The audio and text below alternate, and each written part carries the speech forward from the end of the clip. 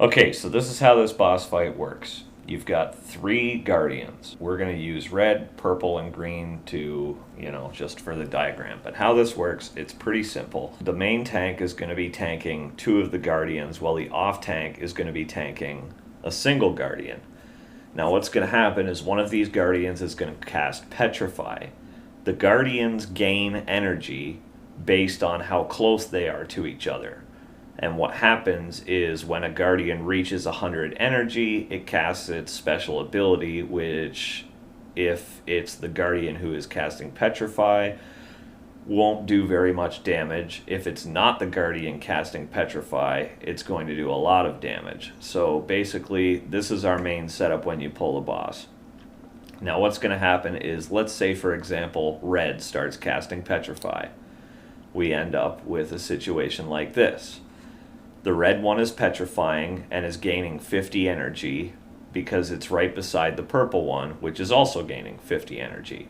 Now, because we don't want the one who isn't petrifying to get to 100, the tanks have to swap. So the green, who has 0 energy because he's all by himself, swaps with the purple, and you end up with a situation like this.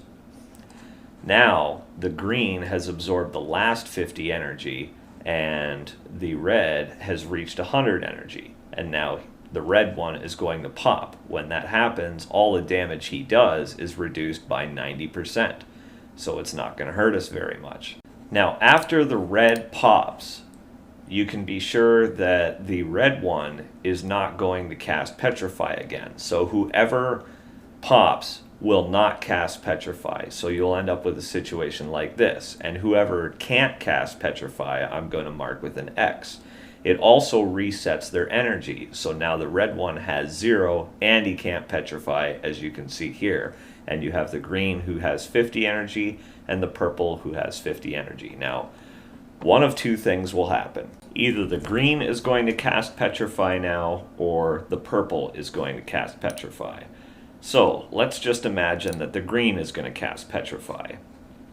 The green is already sitting at 50 energy, and because the red has 0 energy, that means that you don't have to do anything, because by the time the green reaches 100 energy, the red will only be at 50 energy, like you can see here, in which case the green will pop and will no longer be able to Petrify, and you'll end up with a situation like this. Now the red has 50 energy, the purple has 50 energy, and the green has 0 energy.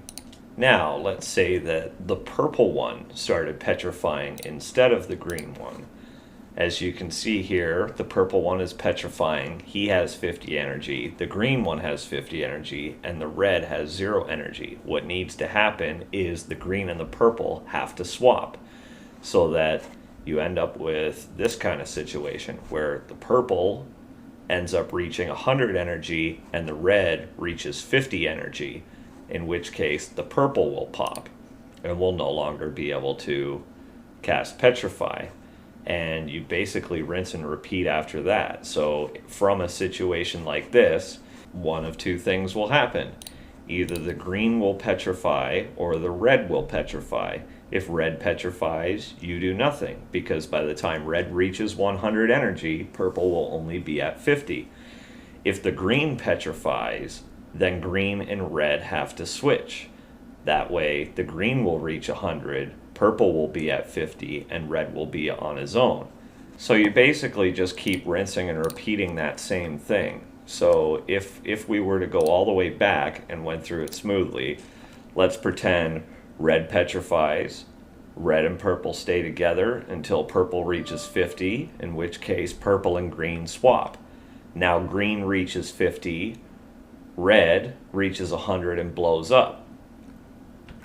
Now red can't cast Petrify and its energy is reset. Now either green or purple petrify, so say green petrifies, you do nothing. Green reaches 100 and blows up, red only stays at 50, and then you basically go through it like that. If it's purple that petrifies instead, then you have to switch purple and green, so that purple reaches 100, red reaches 50, and green's 50 on its own. And then the purple blows up and you just keep going. And that's basically it. So the idea here is that the main tank will always have the petrifier and will always have the guardian who has the least amount of energy. So, he'll have the petrifier and he'll have the guardian with 0 energy. The off tank will always have whoever has the highest amount of energy. If it so happens that the petrifier and the one with the lowest amount of energy are already on the main tank, you don't have to do anything. If the petrifier and the one with the highest amount of energy are on the main tank, then the off tank has to swap with the main tank so that the lower energy goes beside the petrifier. That's about as clear as I can really make it, so hopefully this helps.